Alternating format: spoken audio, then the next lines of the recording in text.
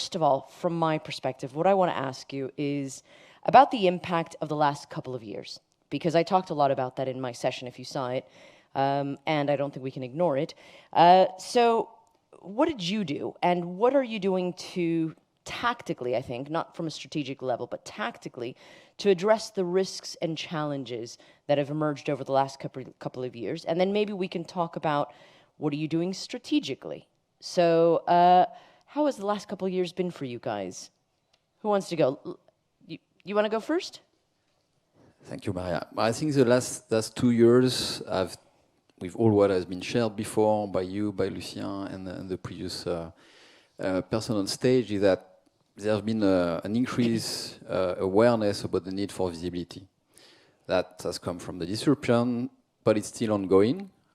The way to use it is probably a little bit different. We've seen the pressure on the index is far different from what it was two years ago. But we got to prepare for the next disruptions. And on top, with the recession coming on some verticals, some industries, we have more and more ask now to bring more savings that we can build using visibility, because it ensures a good level of structured data that we can use to work on more mid-long-term basis to provide more savings and optimize the supply chain of customers. So that's a new direction, which is less about using visibility to provide capacity, which was a topic of our customer like 2 years ago, but more to create value in a different manner today. Yeah. Julie, what do you think? So hello, everybody. So what the past 2 years, I would say past 3 years, because COVID was in 2020, were completely crazy in supply chain. That's an understatement, yeah, for sure, yeah. That's for sure. I like the comparison with cyber attack, because really we, as a corporation, Saint Gobain has not a huge DNA about supply chain. It's rather an industrial company, but we really took the measure of the level of risk that we had into this supply chain. And it created, of course, it created a huge momentum to secure all these risks and analyze them and invest a lot also on mitigating all these risks. So just to give you a couple of figures, historically, our demand forecast, we had variation between our forecast and reality between plus and minus 3%. And since 2020, I would say we get variations between forecast of the previous months and the reality of the actual months. We get variations of minus 30% up to plus 30%. So that was also our reality, and that we needed to adapt to it. I think that's a very important point to note there. You know, we talked about in the first session, my session, then in the previous sessions, we've heard a lot about volatility and having to adapt to things. Eric, I want to move to you now, and let's move on here and start talking about a little bit about the fact that you get an opportunity to view things from a helicopter view. So, what has the last couple of years looked like for you? You haven't had a chance to mention. So, what does it look like? For us in Sonepar, was it very strange? Certainly, we have also the impact of the pandemic. But at the other side, we see a lot of changes happen. For example, a huge growth, for example, everything what is related to alternative energy, solar panels, heat pumps, and all these kinds of things. So that is tremendous. That has changed our whole supply chain, because before we were doing the pure distribution, and now we see high volumes, but an installer is really decreasing their own stocks. That means they are counting on the stocks of the distributor themselves. That's one. Second, also, that is, and I also saw it was very interesting, the presentation of Stark. Yes, we are in the building industry, but that does not mean if new buildings are not coming in, you have renovation. And also the attitude of the customer is changing very hard. Why? Because, yes, like we have 4, 5 generations, but you cannot say there is one term for a customer. A customer is different in generations, different in attitude, different also in location either.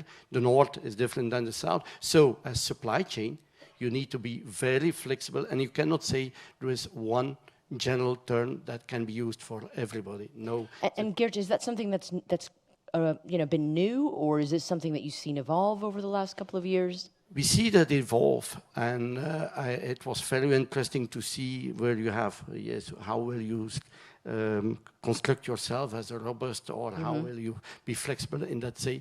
No, it's evolve in the sense of that the demand is changing and coming back. Yes, on one side you show, yes, the value, the money must be there, but also, in our opinion, the customer is now taking more and more position in that instead of the supplier in the past. Interesting, okay. Yes, but because as in the past it was the supplier who was pushing new materials onto the market, it's either now the customer who demands solutions. And personalization, I think, a little bit more customization. Yes, a solution, not, for example, in the past he was looking to lamps and lighting and so on. Now he said, hey, to have this kinds of lighting in my office, what do I need?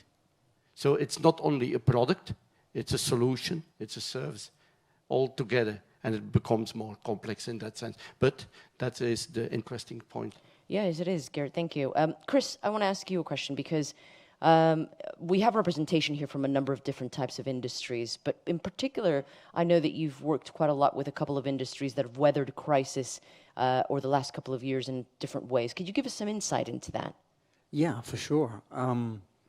The first thing I'd emphasize is the awareness of the importance and the urgency. So for many years, we've been selling to many clients who say, yeah, it's very important that I improve visibility in my supply chain, but it wasn't urgent. What the pandemic did is, now it's both. So it isn't a question anymore, is this something I should do or shouldn't do? That's been resolved.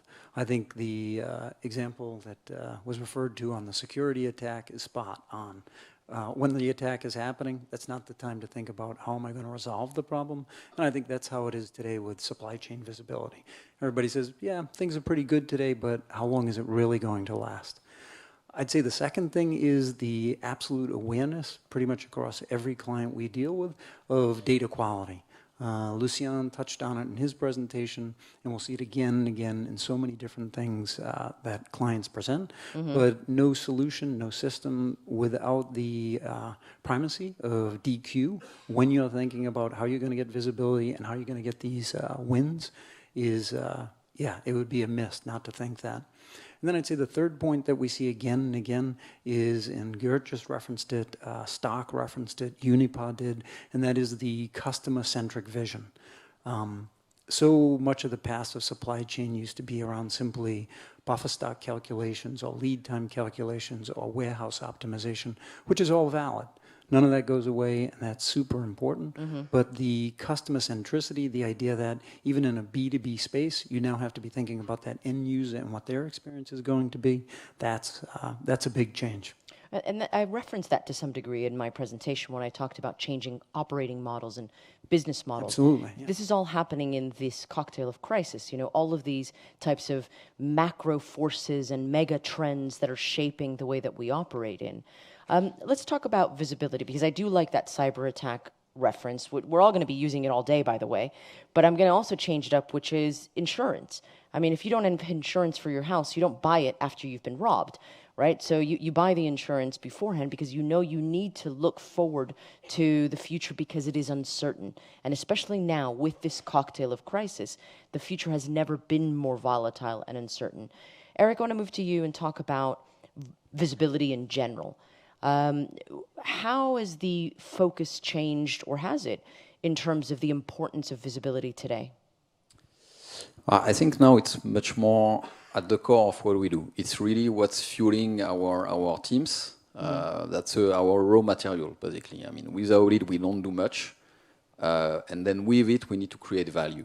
Yeah. It means first ensuring that we have the right level of data in time, in full. So secure the quality of data, as has been said. That's the first key. Yeah. But then you have to go to the journey. How do I use this data? And that's a short-term usage first for the agility of our supply chain, be able to respond to any disruption that could come. So that's an obvious usage short-term, and more we move to a usage which is mid-long term, when with this quality of data, you can work on plenty of things, combining these skills from operations, from engineers, from procurement to work on consolidation, usage of the trucks, inventory levels, network design, and ultimately to some digital twins models where you can simulate some scenarios and anticipate risk and build some mitigation. So the extent of the possibility is quite vast and wide, and we are just going through it to process it much more than what we are doing, but definitely visibility is at the core of what we are doing. So it is genuinely at the core of your journey. Julie, what about you? So for us, so in my business, we manufacture and sell construction products. So for us, the first step was about our end customer, retailers, most of them, and we wanted to offer them visibility on their deliveries. So the value for us is number one, as Stark was mentioning, that the value number one for us is about service. And second aspect of it is about productivity, because you save thousands of phone calls and so on. So that's a little bit obvious. And on the other hand, I think what we need to investigate now is about our inbound flows inside our factory. But there is a long way to go, because few of our suppliers would proactively offer this type of service. But it's clearly we are expecting and more and more demanding this additional commitment from our suppliers. It's not any longer only about price and purchase who is the best, who has the best price. It's also about reliability, partnership, how they support us throughout the crisis. And that's also a big change in the way we look at supply chain and at purchasing in general. Geert, what about you? Visibility for us is very important, and why? Let me give you some indication. So we are a distributor of electrical material for the professional installer. The installer expects the goods in the morning between 5 o'clock and 9 o'clock. Give you a figure, we are delivering 80,000 stops per day, 16 million stops in a year. That means in this narrow window, we need to have a high visibility, and you can never do that on a manual base, or you cannot do that on a human base. That means you need certainly to change over to management by exception. And we have very small teams.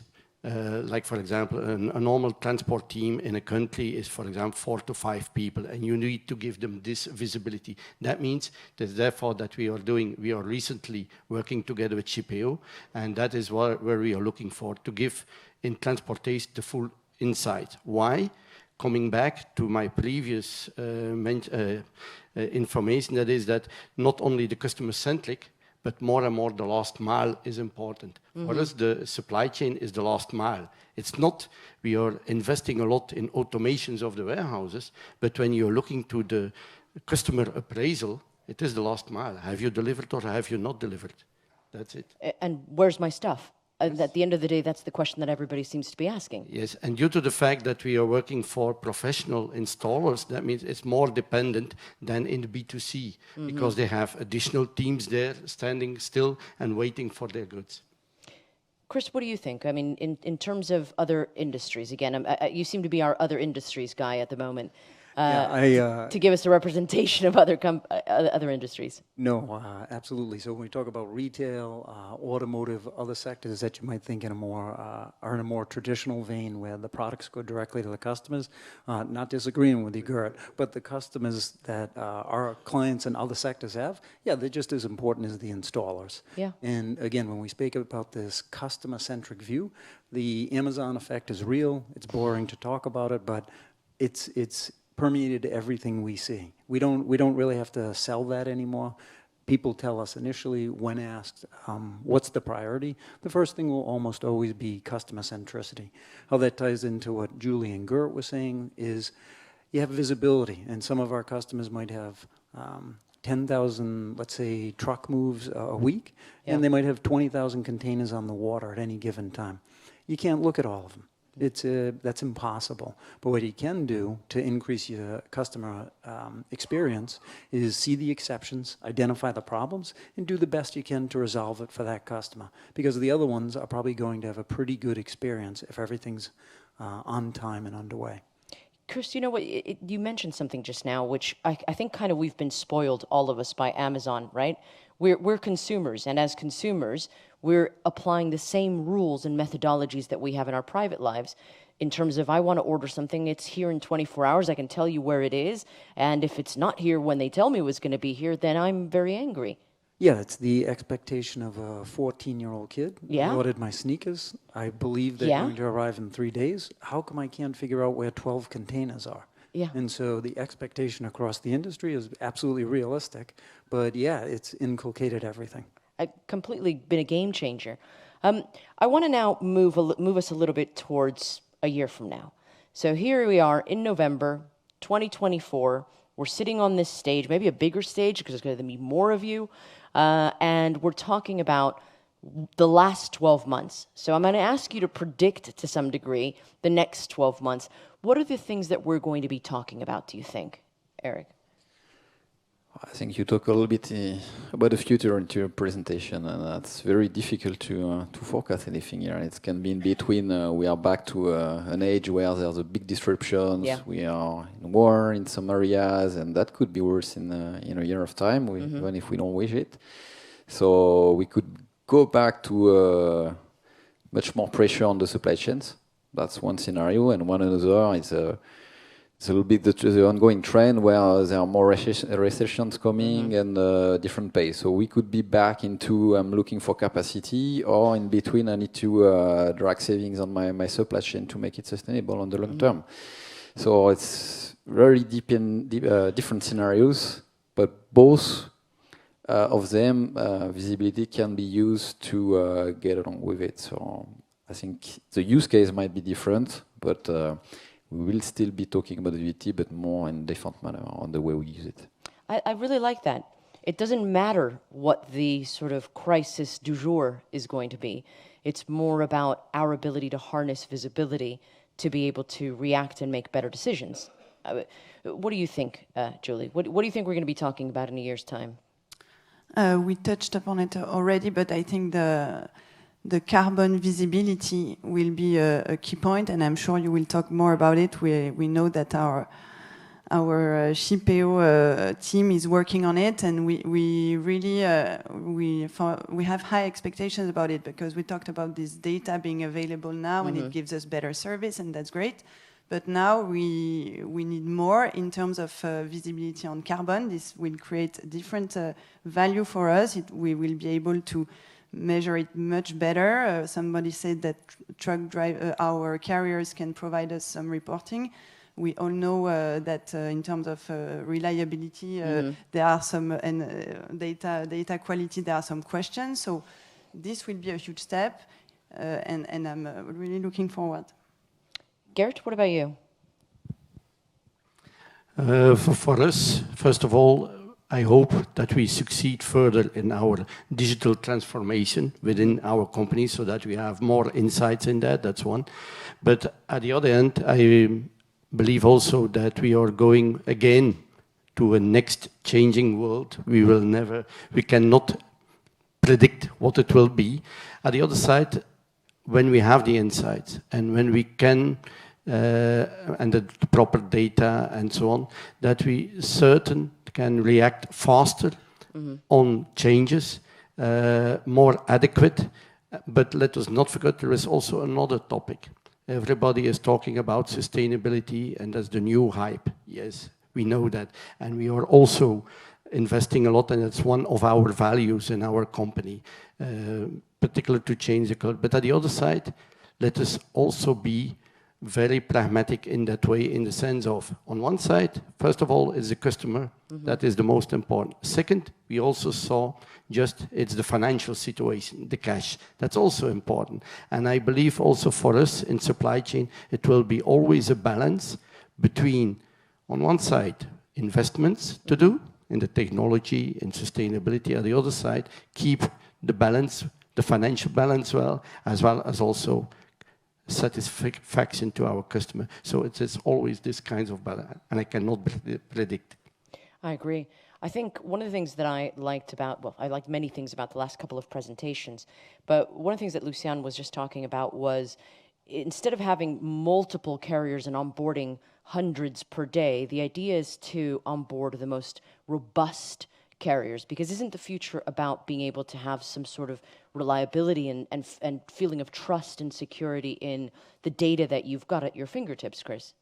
Yeah, absolutely. The depth of the integrations that we do with many of the carriers, whether that's road or air or other modes, to get the highest quality data in the most consistent way, yeah, that's hugely meaningful, and that is what drives it.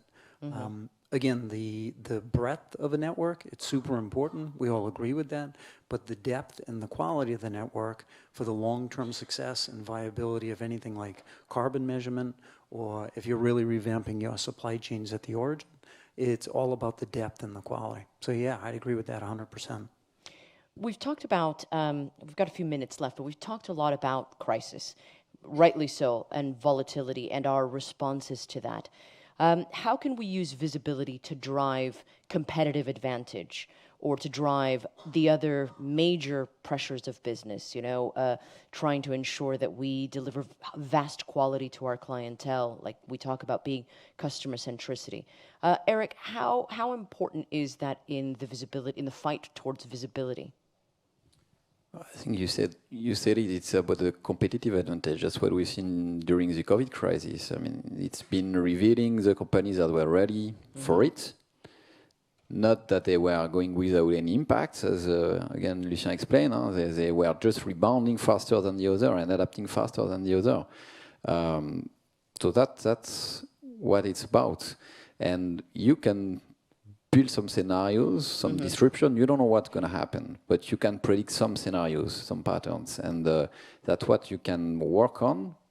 I think through an ecosystem, you don't do it on your own. You're working with your partners, imagining some risk and disruption, and build the mitigation plan that will impact less your business and the one that you need to satisfy your customer. And that's the way you can be more competitive toward other players on the market. Geert, you wanted to say something?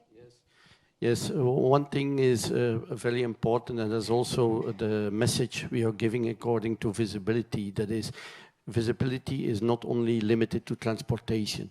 We need to do that in the full chain, and that means from suppliers. And I'm also looking to Saint Gobain and the others one. That means and also in the presentation of Stark, and that is the most, let us say, I will not say critical, but also pretty challenging. The biggest challenge that was the word I was searching. So the biggest challenge that is particular with your suppliers, and you have an historical construction on your suppliers, but at the other side it's a total visibility. And I hope also with Shippeo that they are investing a lot also in these kinds of topics, and I'm already glad to see all the new modes of transport. But let us not forget also like the warehouse visibility. Let us also see then the suppliers visibility, the manufacturing and so on. But and that will be a very great challenge. And the moment that you have that, and you have these challenges under, let us say, under view, I dare not say control, under view, then you can better compete with your competitors for a period of time. Chris, what are your thoughts on that? Yeah, exactly. The vertical integration, not only into the WMS, the TMS, but also on the PO and the purchase order management side. I mean, it's no secret, as Lucien and Pierre said, this year we have many partners here because Shippeo can't do it all ourselves. And so when we think of on, I'll say PO side, whether that's somebody like Setlog, or on the other side, we work very closely with E2Open, who have pretty sophisticated systems on the TMS, the WMS side. Yeah, getting all those nodes interconnected, so the visibility on the transportation isn't just, oh, I can see where it's moving, but I can see how it impacts the other parts of my supply chain. We do see customers wanting that. We'll hear later from Amazon, another customer we've recently brought on. As we network our system, into a purchase order management system to, again, give them visibility further up the chain and then down the chain. I would have to agree. I think that if we're sitting here next year, we're going to be talking about the story of collaborating with our partners, with our suppliers, with our customers to try to get control over the uncertainty. And as Lucian and Pierre were talking about, to build the anti-fragile supply chain. That's the key that we have to build. So I want to thank you all for being here and for contributing your story. Thank you so much.